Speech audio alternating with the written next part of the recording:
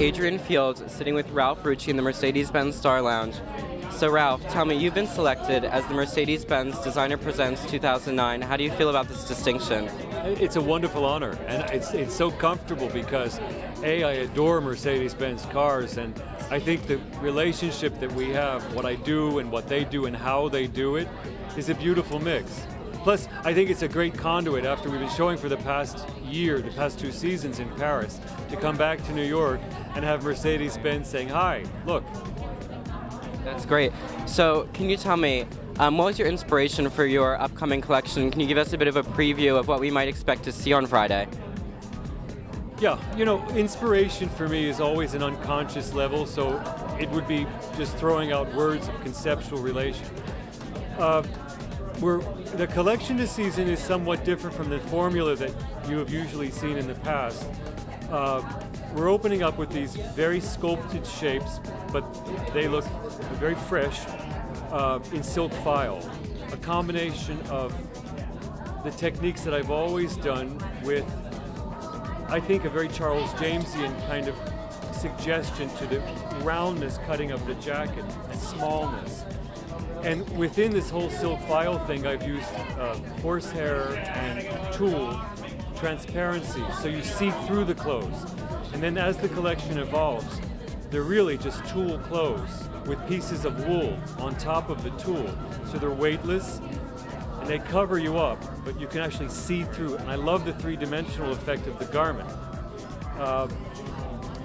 There is no color, because in testing all of the new cuts and suggestions, I wanted it to be a sfumato, a smoke. So it's taupe and alabaster and ivory and white and black.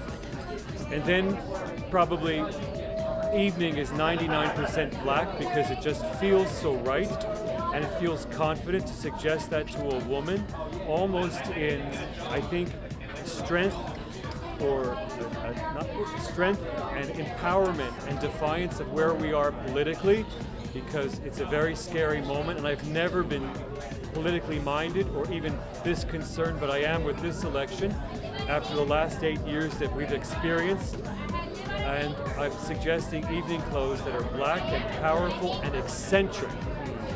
I think there's an enormous need for the acceptance of the not being the norm in society. This country, I think, acts like the Middle Ages, and I'm determined to show some of that through the clothes.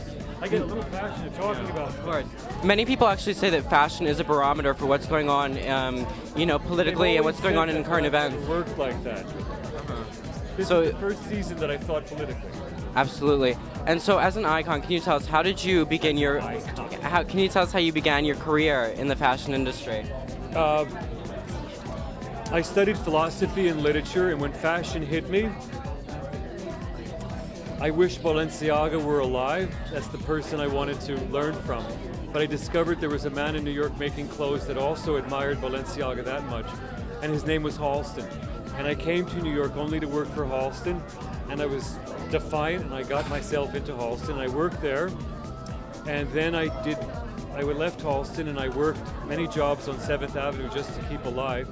And then in 1981, I showed my first collection professionally. And I've been on my own since then.